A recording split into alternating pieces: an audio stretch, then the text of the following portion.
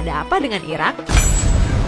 Mungkin kalian sudah sering mendengar negara Irak di berita yang ada lewat TV, online, dan sosial media.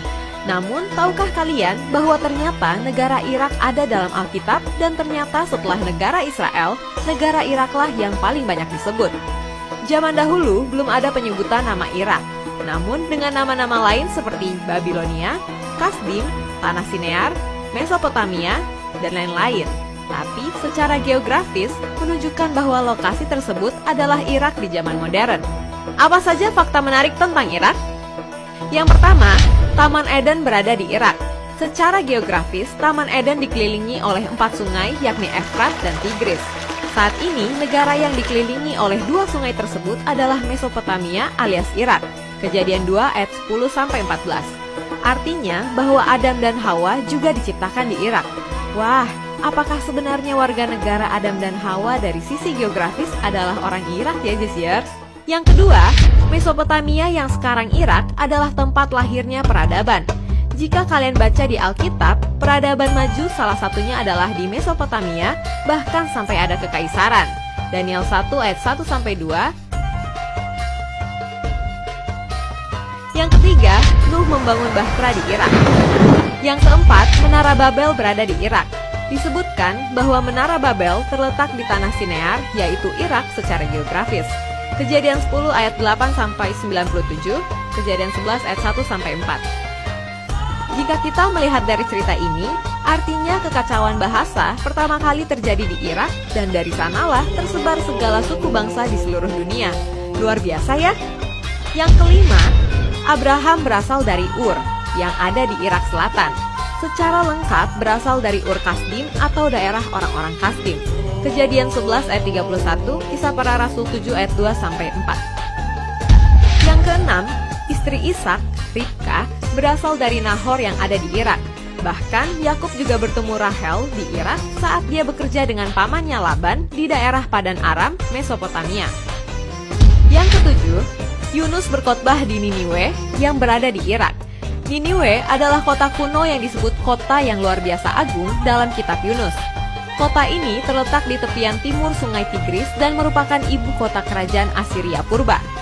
Situs kota purbakala ini terletak tepat di seberang kota Mosul di provinsi Ninawa, Irak. Yang kedelapan, Asyur yang ada di Irak menaklukkan 10 suku Israel. Asyur atau Assyria, bahasa Inggris Assyria, adalah suatu kerajaan atau kekaisaran yang berpusat di hulu Sungai Tigris, Mesopotamia, Irak. Nama kerajaan ini berasal dari ibu kotanya, kota Asur atau Akkadia, dalam bahasa Arab Asur, dalam bahasa Ibrani Asur, dalam bahasa Aram Asur, bahasa Inggrisnya Assyria. Istilah Asyur juga dapat merujuk pada region di mana kerajaan ini berpusat. Pada masa Asyur tua, abad ke-20 hingga ke-15 sebelum Masehi, Asyur menguasai sebagian besar Mesopotamia hulu dan sebagian dari Asia Kecil. Yang kesembilan, Babel yang ada di Irak menghancurkan Yerusalem. Negara Babel yang menghancurkan Israel di masa lampau adalah Irak di masa kini. Babilonia tahun 1696 sampai 1654 sebelum Masehi atau Babel dinamai sesuai dengan ibu kotanya, Babylon, adalah negara kuno yang terletak di selatan Mesopotamia, sekarang Irak, di wilayah Sumeria dan Akkadia.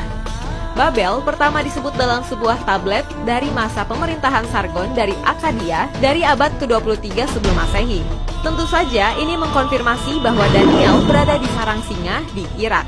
Termasuk juga 3 anak Ibrani, Sadrak, Mesak, dan Abednego berada di api di Irak. Belshazzar, Raja Babel, melihat tulisan di dinding di Irak. Raja Nebukadnezar, Raja Babel, membawa orang-orang Yahudi ke Irak setelah mengalahkan Israel dan menghancurkan Bait Allah. Yang ke-10, Yehezkiel berkhotbah di Irak. Nabi Yehezkiel adalah satu dari beberapa nabi yang dibawa ke pembuangan di negeri Babilonia. Yang ke-11, kerajaan manusia yang dijelaskan dalam Wahyu disebut Babel yang merupakan sebuah kota di Irak. Wahyu 17 dan 18. Nah, seperti apakah peran Irak nantinya di akhir zaman ini? Kemungkinan berdasarkan sejarah yang ada di masa lampau, bisa jadi negeri Irak ini bakal menjadi salah satu yang masuk dalam sejarah di masa depan.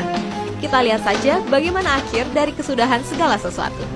Oke, segitu dulu ya Jesiers. Jika ada usulan atau pertanyaan, silahkan masukkan di kolom komentar. Demikian Fakta Alkitab. Kalau kamu suka dengan video ini, silahkan di like, apalagi di komen. Karena itu hal yang paling kita tunggu supaya bisa menjadi berkat juga bagi yang lain. Jangan lupa di-share dan subscribe. Aktifkan tombol lonceng kamu untuk notifikasi video-video terbaru kami. Bagi kamu yang ingin memberkati orang lain, kamu bisa mewujudkannya dengan cara mendukung kami untuk terus memproduksi video Fakta Alkitab dengan memberikan donasi minimal Rp100.000. Caranya, kunjungi link ini atau hubungi kami melalui WhatsApp di 0878 7490 5248. Terus saksikan Fakta Alkitab. God bless!